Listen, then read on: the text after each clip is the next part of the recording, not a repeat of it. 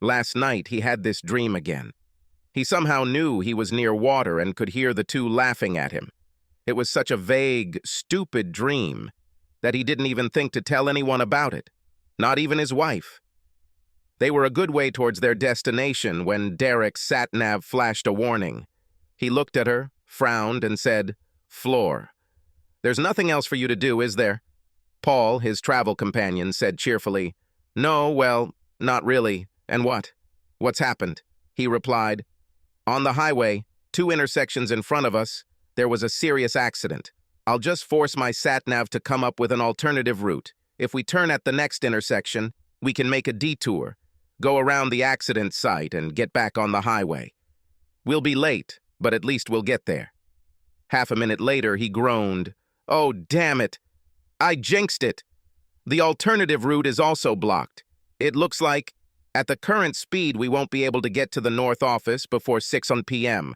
Rather than try an alternative route, I will turn at the next junction and rejoin the southbound traffic towards London."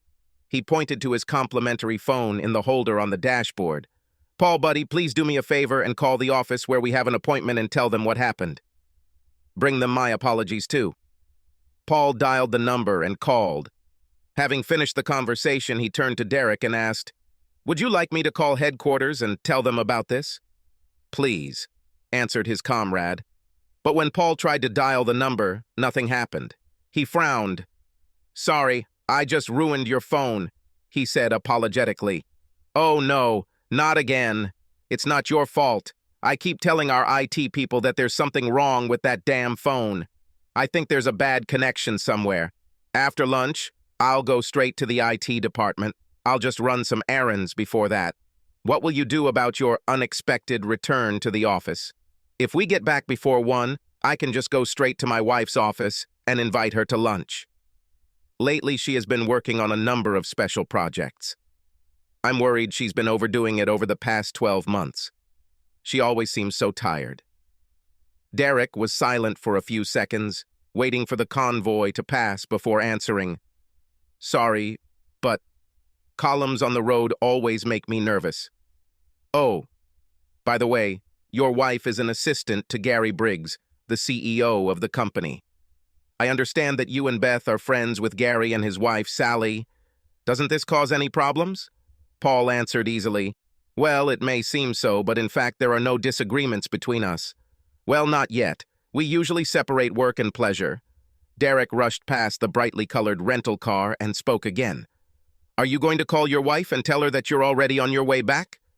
"I'd love to," Paul said, grinning. "But guess who left his cell phone in his briefcase in the trunk?" "Oh, never mind. After lunch, I'll drop by to see David Banning, my immediate superior. He will be able to call people in the north to reschedule the meeting." He glanced briefly at Paul and quickly turned his gaze to the motorway that led them back to London. "What about you? Who is your direct boss now?" "Still Gary. He is still the person I report to." "About? I was wondering if you had been demoted. After all your high-profile projects over the last few years, it must feel like a demotion when you have to attend sales presentations and regional office meetings like the one I have planned for today." "It's not a demotion, although I can understand why it might look that way. I have to admit, it's a little curious. Although I'm not entirely sure about this, it's exactly what I assumed. It seems that Gary judges some people who he thinks are not effective enough. But he doesn't know what to do because he's not sure if their mistakes were caused by them or if they were somehow frustrated or failed by the company's training program. And since he himself had played a large role in the development and implementation of the training program, he wanted to make sure everyone was treated fairly before taking any blame." Derek said, "Yes, it is clear. I guess that makes sense. However, this doesn't seem to be a good use of your skills, unless he has an idea to somehow identify the root cause of the problem and force you to create a director-led program to deal with it." Paul nodded and said, "Perhaps you're right," although he didn't say anything like that. Then they started talking about things not related to work, about the chances of Aston Villa or Chelsea winning the cup, about the contenders for the Grand National, and other similar topics that men talk about on long and boring car rides. They returned to their employer's headquarters in suburban North London shortly before 1 p.m. Derek parked the car and walked out of the parking lot to the row of shops nearby, while Paul, briefcase in hand, entered the huge complex that made up the Hyperlogy Corporation. There were several clusters of office buildings and a modest factory floor where trial versions of the company's products were created for testing and for finalizing designs before they were built at the main plant near Cheadle Hulme, near Manchester. Paul dropped his briefcase in his office, noting that his attractive secretary Ronda had already left for lunch. It's a pity, he thought. She could book him and his wife Beth a table at one of the nearby restaurants. Still, no matter. There was a Wetherspoons pub on the high street. There's no need to make a reservation, he told himself. Besides, having lunch with Beth would be nice, even if it was just to go to the local Aldi store, grab some bread, cheese, and a few fancy bottles of wine with screw caps and eat lunch al fresco in a nearby park. It would still be for Paul Magic. The offices of Hyperlogy Corporation's senior management are located on the ground floor, so it was a short walk from Paul's office to the office of his wife Beth and their boss Gary. Gary and Beth's offices were located next to each other, and there was a connecting door between them. Paul walked into the reception area of Beth's secretary Jill. When Jill saw Paul, she froze. He didn't notice the shocked expression on her face. "Good afternoon, Jill," he said cheerfully, opening the door to Beth's office. "Please don't come in, Paul," Jill bleated, but it was too late. Opening the door, Paul himself froze when he saw Gary having sex with his wife Beth on her desk. Their heads turned sharply at the same time when they realized that they were no longer alone. Jill said in a quiet voice, "Beth, your husband is... She stopped, suddenly realizing that he was talking complete nonsense. Paul looked, not at the lost lovers, but through them and beyond them. They answered him with glazed eyes, horror etched on their faces, caught in the middle of copulation. Paul turned and staggered out. As he passed Jill, he said nothing, as if she were not there. Soon Ronda returned to her office and noticed that the door to Paul's office was open. She wondered who might have been in his office while she was away. She then saw Paul sitting in his chair, which was in the corner, away from his large desk. "He looked so bad that at first I thought he was having a heart attack," she later told a friend that day. "Mr. Augustine? Floor, are you okay?" She approached him and noticed that he was staring blankly into space and trembling so much that his teeth were chattering. She touched his neck to feel his pulse. He was weak and fast. His skin seemed clammy and cold. She noticed that his breathing was rapid and shallow. His lips were blue. She had worked as a nurse for several years before deciding to go into the business world and had continued her first aid training, so she knew Paul was not actually suffering from a heart attack, as she had first believed. "Shock," she thought to herself. Floor, are you okay?" she asked with a hint of concern in her voice. He looked at her slowly and answered uncertainly, "No, Ronda, I'm not fine. I just found out that my marriage is over, and in the worst possible way." The next few hours were a blur for Paul. Somehow, Ronda managed to coax him into drinking a cup of hot, sweet tea. But the tea, just like old wives' tales said, somehow made him feel better physically. But mentally, not much. He knew he had to talk to Beth, her lover, and his wife, Sally. God, this will be awkward. How to tell Sally that both he and she were cheated on. Ronda and someone else, a man, maybe Phil from accounting, he wasn't sure, managed to get him home. They asked if he wanted them to stay, but he waved politely. He wasn't sure if they knew, and he didn't want to risk being exposed in front of them. He sat in his living room, wondering what to do next. He wanted to call his wife, but found that he had no idea what he could tell her after what he had witnessed. 15 years of marriage, and everything evaporated in an instant. He then got angry that Beth didn't bother to stop by his office to see how he was doing. She didn't even call him, let alone come home to check how he was feeling. He believed it was because she simply didn't care about him. She and Gary must have laughed at him together. This dream. Did they really laugh at it once? Are you kidding me? Did he somehow read their thoughts? looked into their dirty minds. Although he was not a drinker, he suddenly felt the urge to drink. He looked into the drinks cabinet and, right at the back, noticed a liter bottle of vodka that someone, he couldn't remember who, had brought with them from their vacation in Eastern Europe. Neither he nor Beth particularly liked vodka, so it languished there for a couple of years. He reached inside and pulled out the bottle, grabbing the glass at the same time. As he tore the paper tag off the neck of the bottle, he had another idea, darker and nastier. He remembered something he had read about in his high school history class. This was what Sir Walter Raleigh said as he caressed the sharp axe blade that would take his life when he was executed. It is a sharp but sure cure for all ills. He left the bottle and glass on the coffee table in the living room and went to the kitchen. He opened the box they called the medicine box, which contained all the prescription and over-the-counter medications. He rummaged through it until he found what he was looking for. Out of habit, he closed the box and returned to the living room. He looked at the bottle on the coffee table, then at the two bags, one in his left hand, the other in his right. "The cure for all diseases," he said out loud. He filled the glass with vodka and opened both bags. Fine. They were full. They will serve his purpose. They will be a sure cure for all his ailments. A wild feeling of revenge seethed within him. He imagined what it would be like, two lovers sneaking into the house and then finding his dead body in the living room. Bastards! This will teach them. In his left hand was a super-strong opiate painkiller that Beth had been prescribed when she hurt her back, and in his right hand was a sleeping pill that had also been prescribed for her. But she didn't use either one or the other. He took a painkiller, then took a long sip of vodka. Then he took one sleeping pill and took another large sip of vodka. He took another painkiller, popped it in his mouth, and reached for the vodka. Meanwhile, three very sad people sat in the dining room of Gary and Sally Briggs' mansion at 12 Damson Glade. Sally spoke first. "Oh, you stupid, stupid little assholes. Of all the shit you could have done, you absolutely had to let him catch you having sex together. Jesus Christ, what the hell is going on in your heads? You, Gary, you are the CEO of your own very successful company, supposedly of superior intelligence, and you let our dear friend Paul see you doing this with his wife." Gary shrugged and swallowed the whiskey he had poured onto his finger before speaking. "Well, Sal, I know it sounds bad, but, well, it is bad. But we tried to be careful about it, but we They completely ruined everything. Damn it.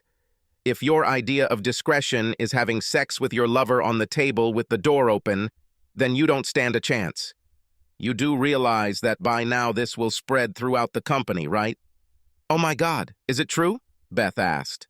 "Yes, it's true," Sally answered angrily.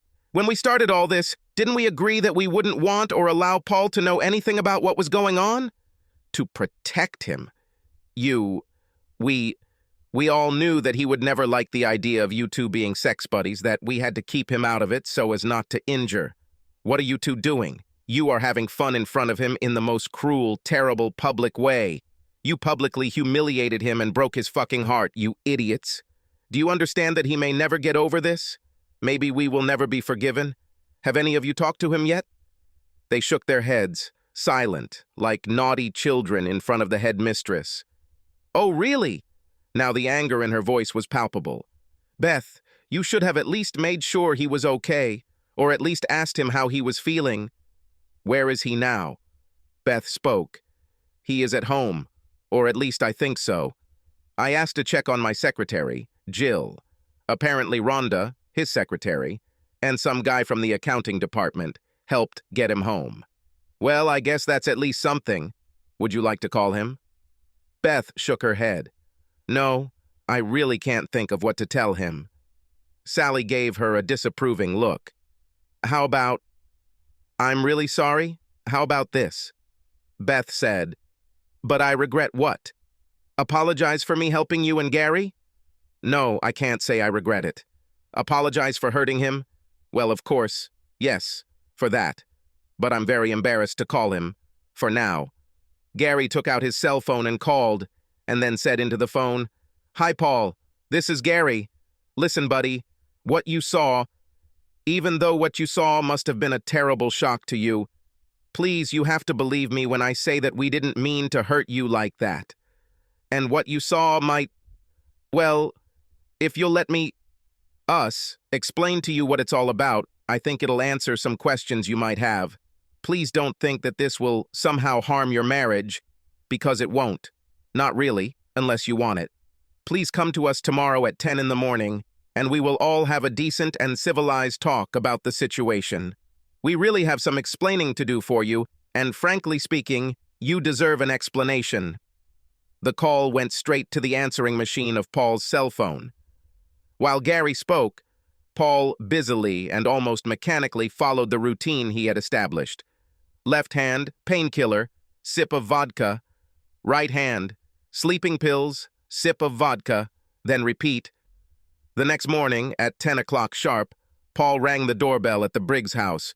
A worried-looking Gary opened the door and let him inside. They exited the hallway through the door on the right, leading into the living room. 2 women were waiting for him, sitting next to him. This puzzled Paul. He realized that if they could sit so close to each other without pulling each other's hair out of their heads, then perhaps there was some truth to the message from Gary that he had listened to shortly before 8 in the morning, when he said that something needs explanation. Paul stood looking at them. Gary stood awkwardly next to his wife, and it looked a little like one of those prim, staged Victorian studio photographs. Paul told them, "You 3 look like one of those damn Victorian studio photographs. Everyone is very prim and formal. However, all the depravity and abomination are simply boiling inside." They didn't know how to react to his unusual remark, so they remained silent. "Nothing to say to anyone?" said Paul. There was a sardonic and almost cruel note to his voice that unnerved them, especially Beth. "Paul," Beth said, "that doesn't sound like you. Where is my husband? My sweet, kind, gentle, warm, loving husband. He is dead." "You killed him," Paul said cruelly. Beth covered her face with her hands and began to cry. Sally hugged her, comforting her. Sally looked at Paul intently. There was something strange and unusual about him. He was unshaven and looked like a ghost. He looked pale, deathly pale. She swallowed before speaking. "Paul, I know what you saw must have been a terrible shock, but how are you? What did you do last night? Did you get any sleep at all? Did you eat?" Paul trembled before speaking. "No, I didn't eat. Could not. Sleep? Actually, no. Nothing to talk about. As for what I did last night, well, I kind of felt really sorry for myself, and in a moment of madness, I'm sad to say it, but I tried to commit suicide by drinking a liter of vodka and eating 2 boxes of pills. Unfortunately, nothing worked out for me at the last minute. Looks like I overdid it with the vodka. I threw up all the fucking pills." They looked at him, shocked by his words. Gary was the first to react. "Oh my God. Oh, Paul, buddy, I am so sorry. We knew that what you saw upset you, hurt you, but what made you try to kill yourself? Oh, shit." Beth looked at him, tears streaming down her face. "What would happen if we found your dead body?" "What would we do?" "Maybe they laughed at me again?" Paul asked, shrugging. They were all puzzled by his remark. He suddenly felt very, very tired and sat down in the chair across the room in front of them. He looked at them. "Why? And how long?" They looked at him. Sally was the first to speak. "Listen, Paul, I understand that it's not right for us all to be facing you together. This must add to your feelings of betrayal and loss and make you feel much worse. Can I come and sit next to you, please?" Paul shrugged indifferently. Sally stood up and walked towards him. To his credit, Gary didn't make the mistake of sitting next to Beth. He remained standing in his place as a silent observer. Sally sat down on the wide and soft right arm of the chair. She pressed herself against Paul, but he did not respond. She placed her left hand on his right shoulder and said, "Paul, I'm really sorry this happened. But if you'll allow me to explain how it all started and what's going on, I hope we can all move on and help you and Beth stay together as a couple." She squeezed his hand and said, Do you remember at the beginning of last year I was urgently taken to a private clinic with a gynecological disease? Well, I had surgery, and as a result of the surgery, which I think they did poorly, I became physically unable to ever have sex again. I know Gary is a very passionate person. I was afraid that he would run away, that he would have sex with someone else. He'll start an affair and maybe even leave me. He assured me that he would not do this, and although I believed him, I was still worried. I mentioned the problem to Beth when we were sitting having tea one Sunday morning. I think you and Gary were playing golf at the time, and she suddenly blurted out, "I can help if you want. I can cover for you and Gary." At first, I thought she was joking, but then she convinced me that she wasn't. We talked about how we could make all this happen. A couple of days later, we told Gary about this idea.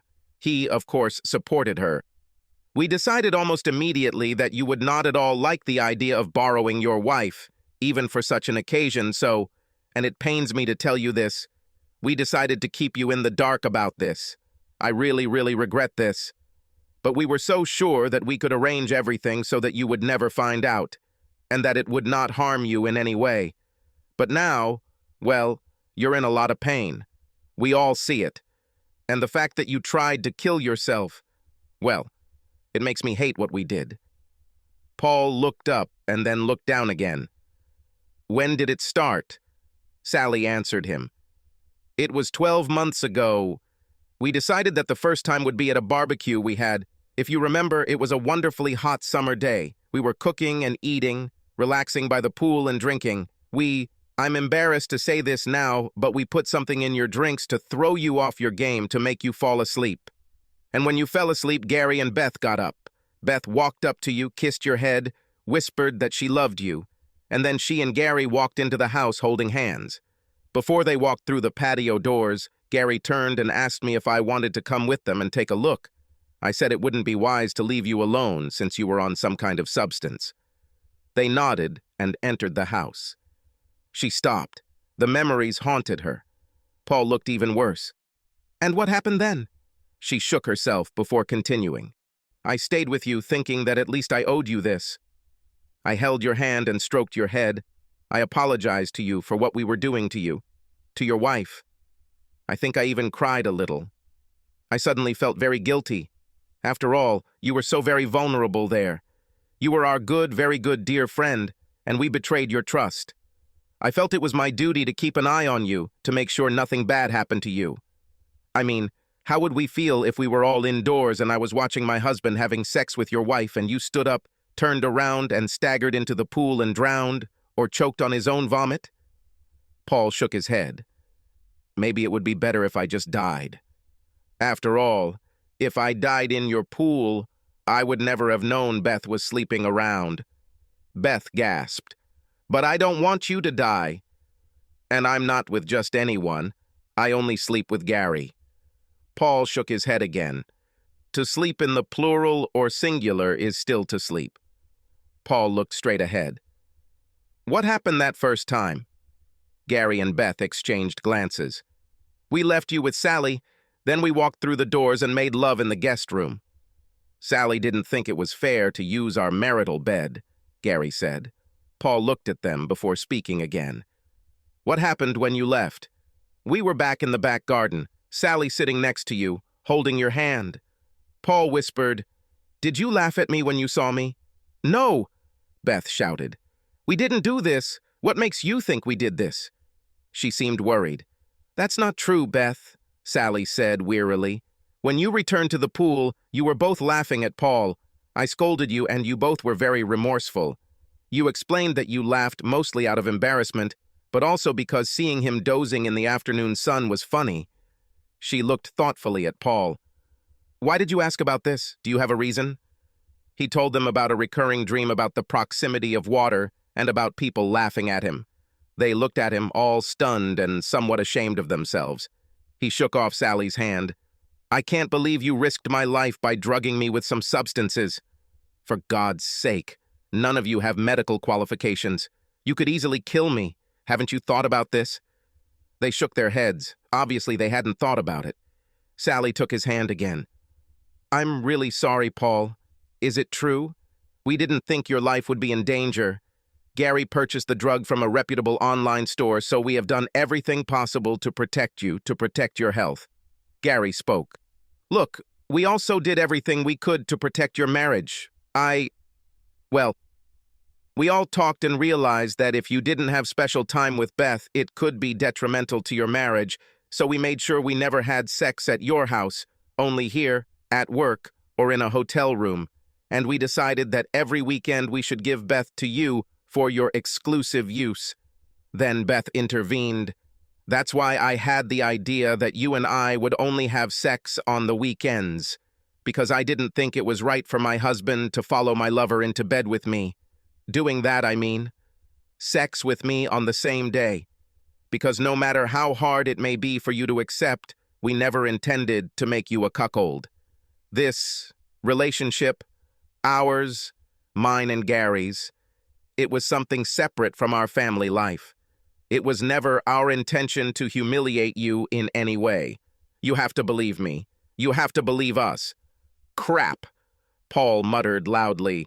You don't even understand. How damn condescending and arrogant of you, you three shitheads. You let me have full and exclusive use of my wife on the weekends after you beat her down like a rusty gate all fucking week. Crap. Don't you realize, Gary, that having my wife 5 days a week versus my 2 is damn unequal and completely unfair to me? Even if I agreed and knew about it, and you're saying that you had no intention of humiliating me? Well, Beth, when you two are doing this on the table, when your poor secretary knows what you're doing and sees what the sudden discovery of you sleeping behind my back did to me, listening to the nasty things you said about me, don't you think this is humiliating? Gary shook his head. Sorry, this shouldn't have happened. And what I told Beth about you being a pathetic husband, I didn't really mean it. It was just stupidity on my part. Paul looked at him, then looked at the other two, fixing his gaze on his wife. And what's most interesting is that most people at work knew about it even before I did.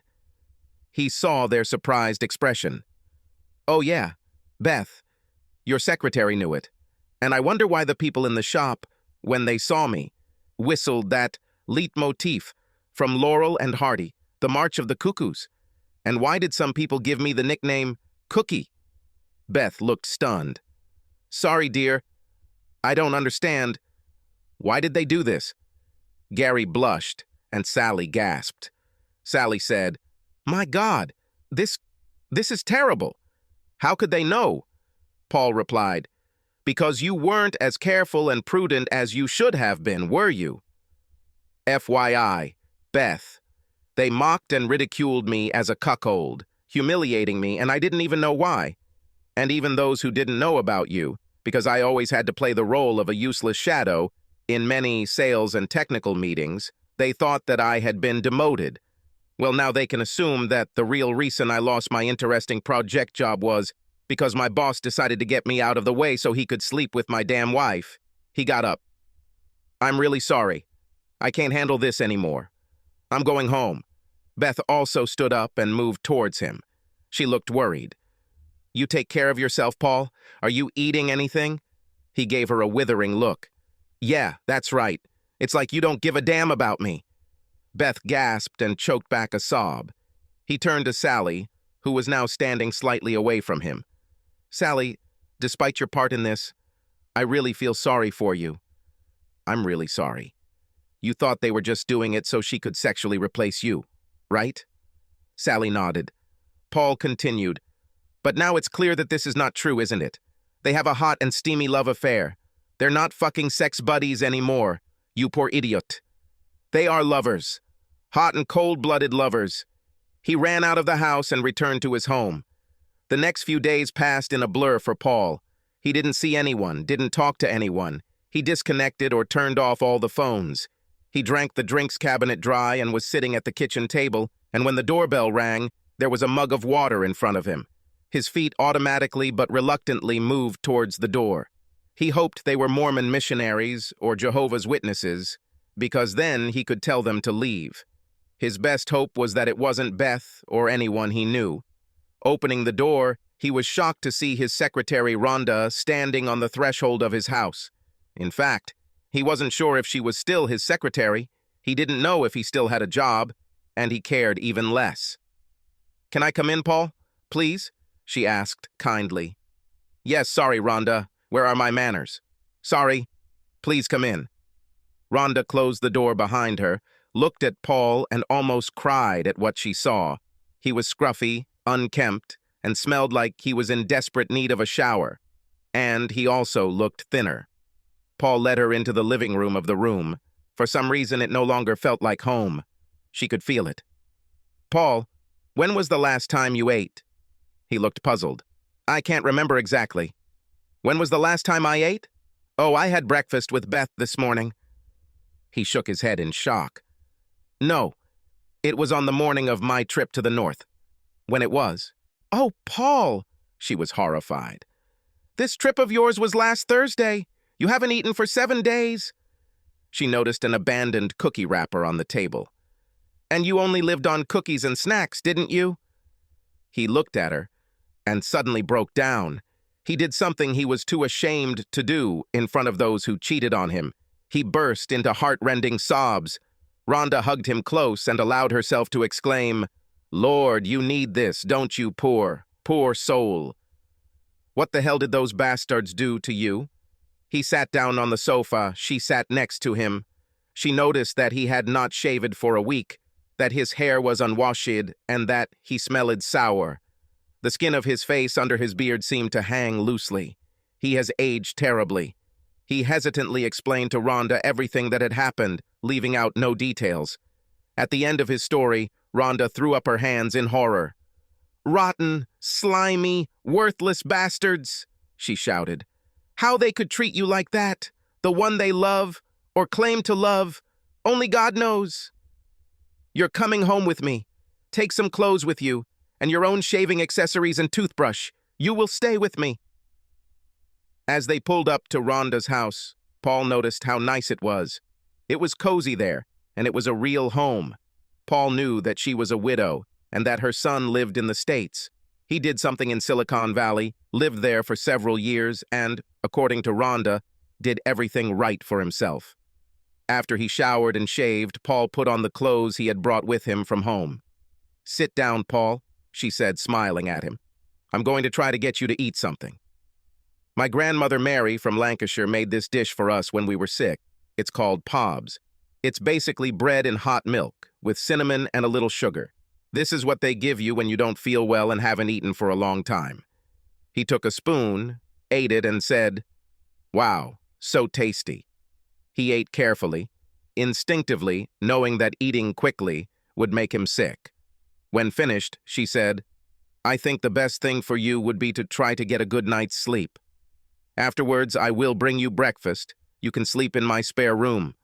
I made the bed while you were in the shower. We can talk in the morning.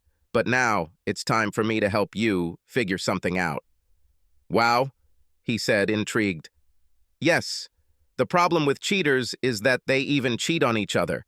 I mean, it's entirely possible that Gary has sex with multiple partners. Have you thought about this?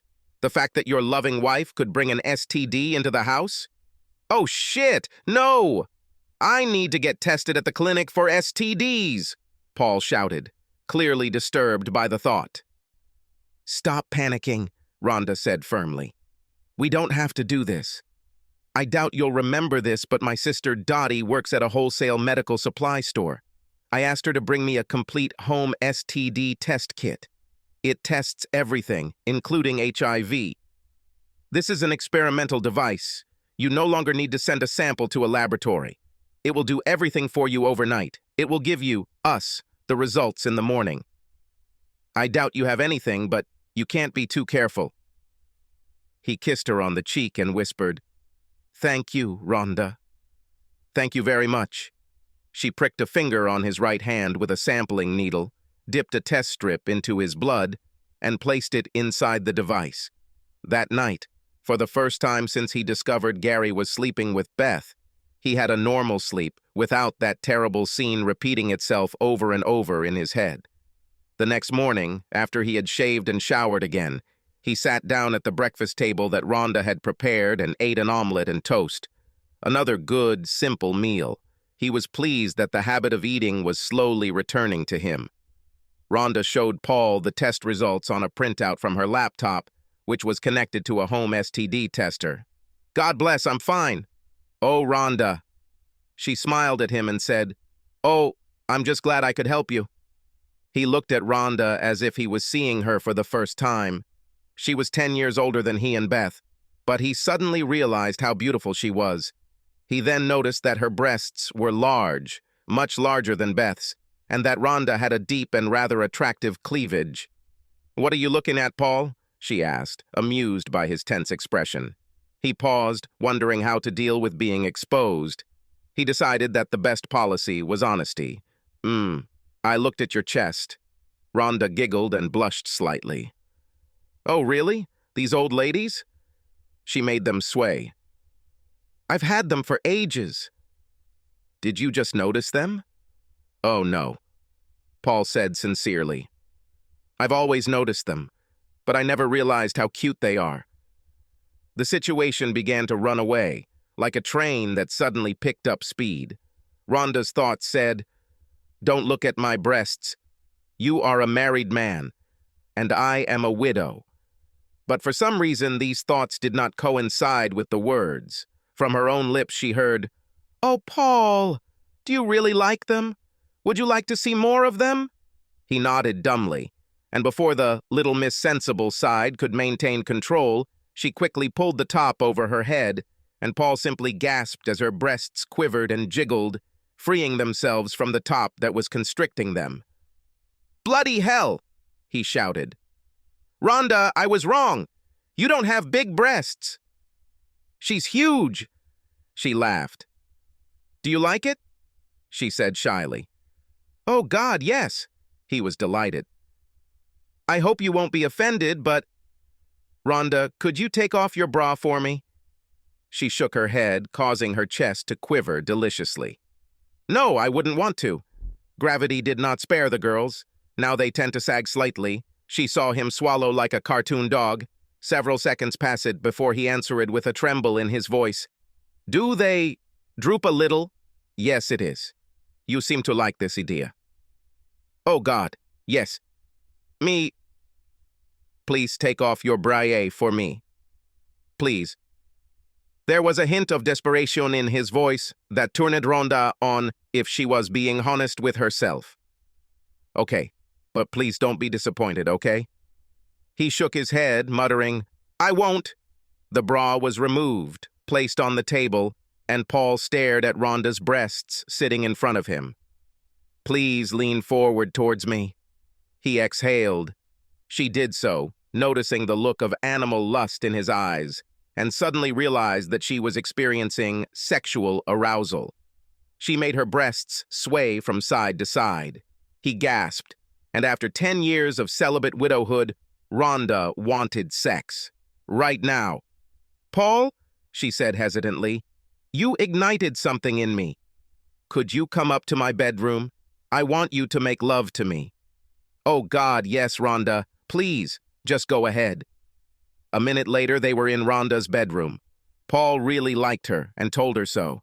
He noticed a photograph of a smiling young version of Ronda with a handsome young man in an RAF pilot's uniform. "Is it you and your husband?" he asked casually. "Yes. It's Pete and me. He was an RAF fighter pilot during the First Gulf War. Oddly enough, it was not his service that killed him. He somehow developed chronic obstructive pulmonary disease and died in my arms in the hospital. He was only 38 years old." Tears sparkled in her eyes. She hadn't talked about her Pete to anyone in a while, so talking about him to the man she was about to have sex with was honestly a little weird. Paul sensed her inner turmoil. He looked at the photo and said softly, "He looks like a really nice guy. You must have been very happy together." Pain flashed across her face. She nodded, unable to speak. "Pete has nothing to worry about," Paul said sincerely. "I'll treat you well, Ronda. And I will never let you down or cheat on you." Ronda nodded. She walked to the other side of the bed, took the photograph, kissed it, and whispered, "Goodbye, Pete," and carefully placed it face down on the nightstand. She looked at Paul, grinned, and said in a hoarse whisper, "Make love with me, please. And don't worry, after my son was born, my tubes were tied." Paul nodded, and he and Ronda quickly undressed and lay down next to each other on the bed. They kissed and hugged for what seemed like an eternity. And then Ronda said, "Make me your woman, Paul, now." They had sex, which brought them both satisfaction. Paul looked into her eyes. She smiled at him uncertainly and said, "What are you thinking about, Paul?" He returned her smile by saying, "How much I want you, and I need you. A hell of a lot has happened to me in the last week, and finding you saved my life. You didn't have to look far for me, Paul. I was there every day. I wanted you. I missed you. But I knew that I could never have you. But that has changed, and here we are together." They made love again and then immediately fell into a deep sleep, a well-deserved, sexually satisfying sleep. Meanwhile, all was not well in Damson Glade. Beth wandered around the room in confusion, and Gary managed to pop into the office several times after the fiasco. Sally didn't know if this was a manifestation of the man's character or if he was too thick-skinned to care too much about it. Sally decided that things had gone too far. She knew full well that it was too late to save Beth and Paul's marriage. But damn it, she was going to try. Coincidentally, while Paul and Ronda were doing this, Sally was addressing two wayward lovers. "I don't want you to have sex now. From what Paul told me, you two idiots are in love." "This is true?" They didn't say anything, but looked at each other guiltily. "Oh," said Sally. "Well, I guess that answers my question. So, where are we going? Gary, do you want to divorce me and marry Beth?" "No," said Gary. "I want you both to live here with me. I know, Sally, that you don't like that you can't make love, and I'll try not to remind you of this when I have sex with Beth." "Indeed," he nodded expressively. "That's damn decent of you. So, while Beth and I live here as your wives, you live as a 19th century Mormon prophet? And where does that leave poor Paul?" Beth answered her, "Sally, to be honest, I don't know. I still love Paul, but I no longer love him the way a wife should love her husband. I'm sorry about this, Sally, but I love Gary." Sally shook her head. "So the fact that we upset him so much that we almost made him commit suicide doesn't matter to you?" "Of course it matters to me," Beth shouted. "I am not a monster. Please don't think I don't care about him because I do. It's just the kind of love you feel for a good friend, not a lover." Sally crossed her arms before speaking again. "We really fucked him, didn't we? So there is no hope for your marriage. In that case, we better make an appointment with him and try to figure out what we can do to at least end the marriage for him, as painlessly as we can. At least we owe him a lot." Gary sighed and said, "Of course I'll have to fire him. I mean, from work." Sally glared at him and hissed, "No!" That made Gary jump. Such was the anger in that one word. "But don't you understand, Sal? I'll have to fire him. He won't want to work there because everyone knows that that his wife and I are having an affair." Sally shook her head. "That's not enough, Gary. If you do this, what happens when he decides to sue the company?" Gary shrugged. "Jesus, Gary," Sally thought. "Having a mistress has turned you from a #1 business brain into a first-class idiot."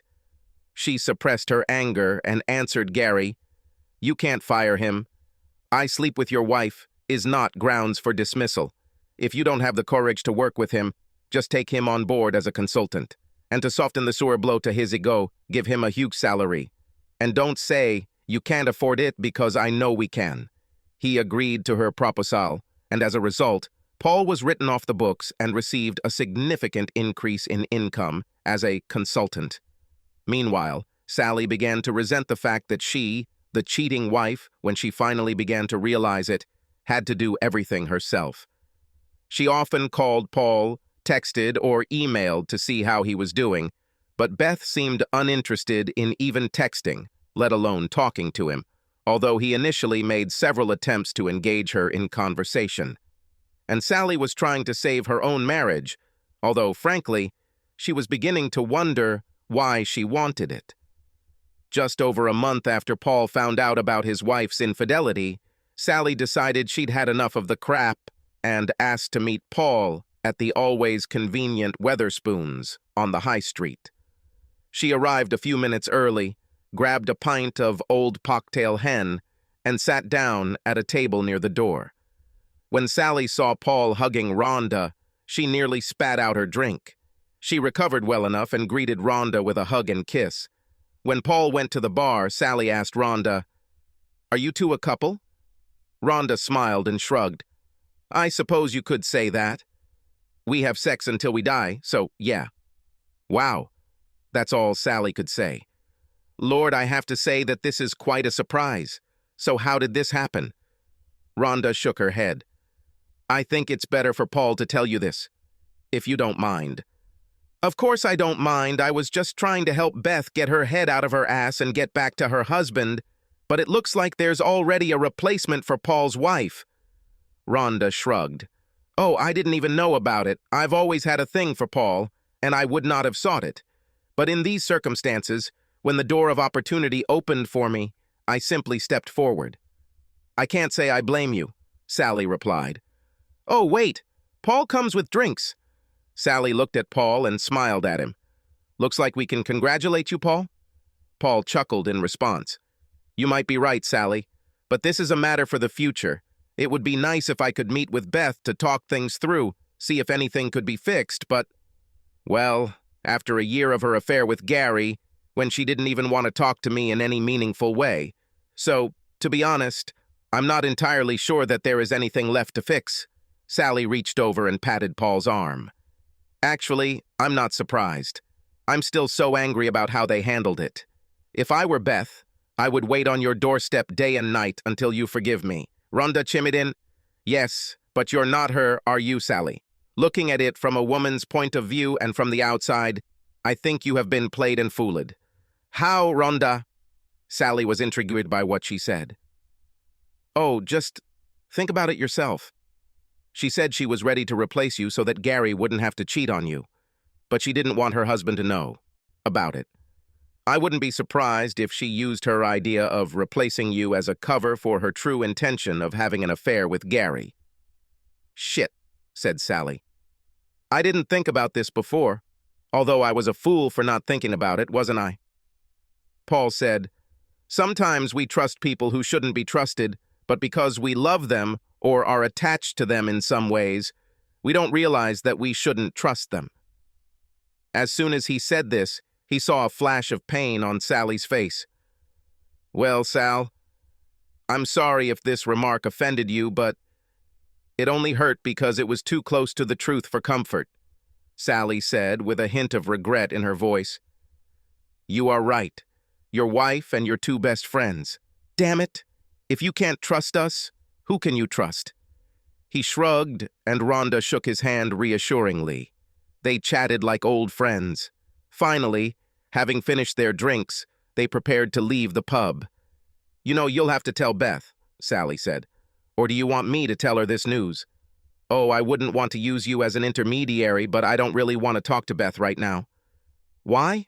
Sally asked softly. "Because right now I'm so nervous I'm about to throw up." Sally nodded thoughtfully. "I'll tell her myself," she said. The news that Paul is having sex with Ronda enrages Beth. "This woman has a lot of nerve," she thundered. "She's old and she has sagging breasts.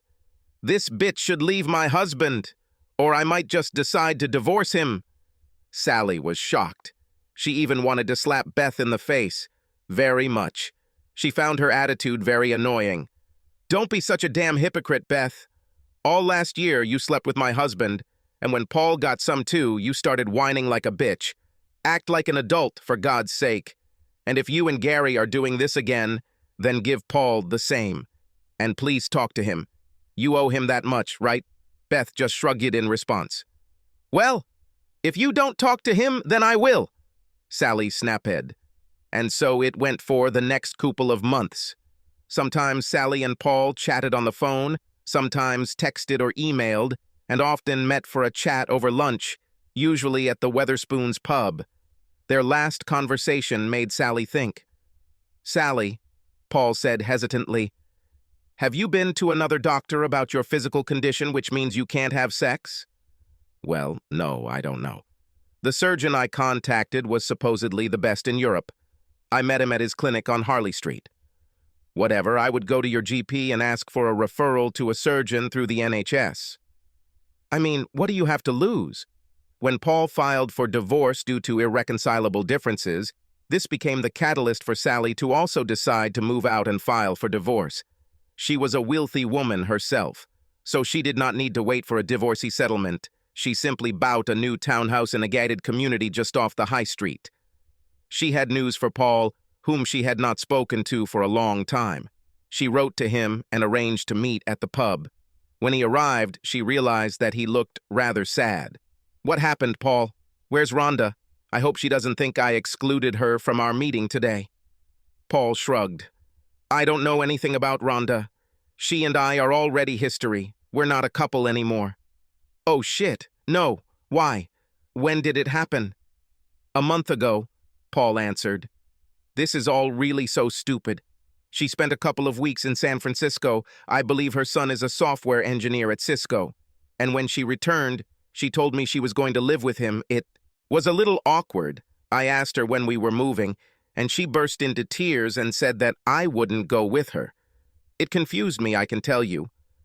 When I asked her why, what I did, she replied that it was not about me, but about her. She said she promised her husband Pete on her deathbed that she would remain faithful to him, and that our relationship made her feel like she was cheating on him. And when I looked into her eyes, I realized that she was not lying." Sally trembled inwardly and, taking a long sip from her pint, asked, "What's happened?" "We didn't move in together. We each had our own home, so all I had to do was collect my things and take them to my home. A few days later, we spoke on the phone, and she said that she had given her sister power of attorney, or whatever they call it now, to sell her house and its contents. 2 weeks ago, I saw Ronda off on her flight. None of us could stop crying. She said that she would always love me no matter what, but that she would devote her life to taking care of her grandchildren. I gave her a very chaste kiss on the lips, and we parted forever." "Oh my God, Paul. Not only did what happened to Beth, you certainly didn't need Ronda to shit on you either." Paul looked into her eyes. "It's all me. Is there something wrong with me?" Sally shook her head and smiled. "Oh, you're okay. Your self-confidence has come under some criticism, but it hasn't caused any permanent damage. I don't think so." She paused, deep in thought, before continuing.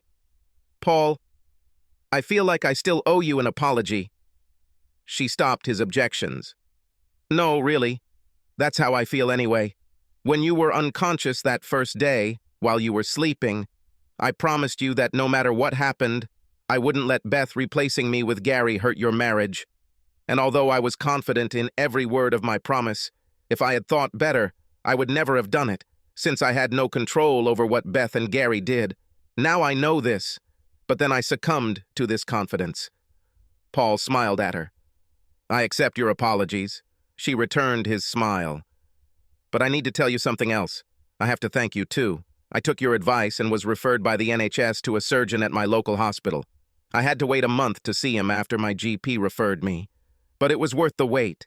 He said that the surgeon on Harley Street had performed the operation carelessly and had given me terrible advice. It turns out that the error can be corrected, and as a result, I can start having sex again."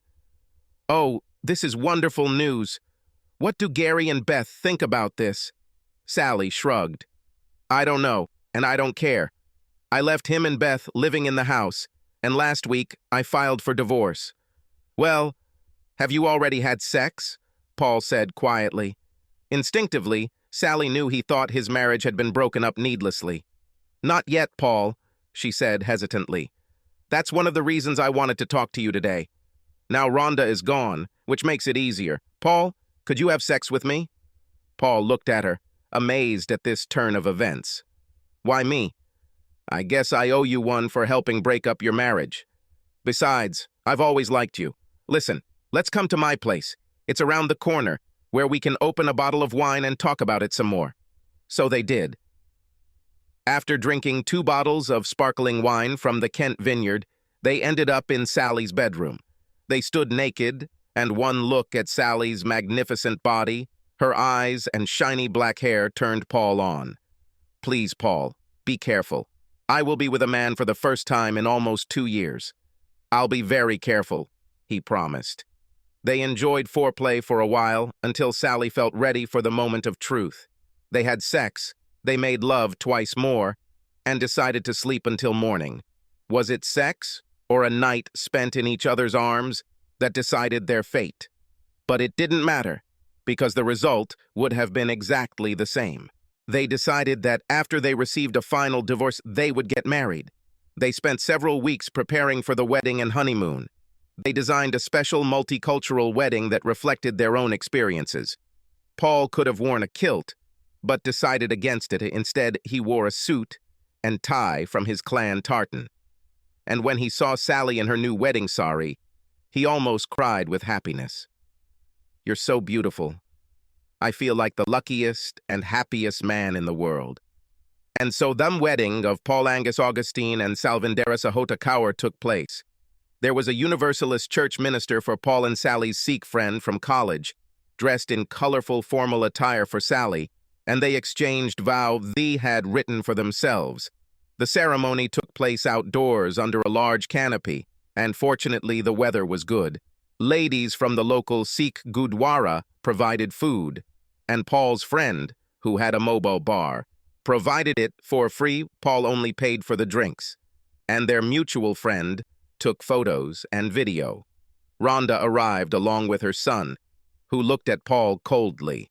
This made him chuckle, and although Beth and Gary were also invited, they did not come in. However, they sent a nice gift, so their absence was not particularly a slight, although both Sally and Paul considered it a slight. Unfortunately, the damage done to Sally by a bungling surgeon meant she had little chance of having children, but there was always IVF, adoption, or guardianship. Life, Paul realized, was pretty good. While Paul was thinking to himself, smiling, sipping from a glass of champagne, his new wife was thinking, "Oh, I'm going to jump on your fucking bones tonight, mister. And all the other nights of our family life, too."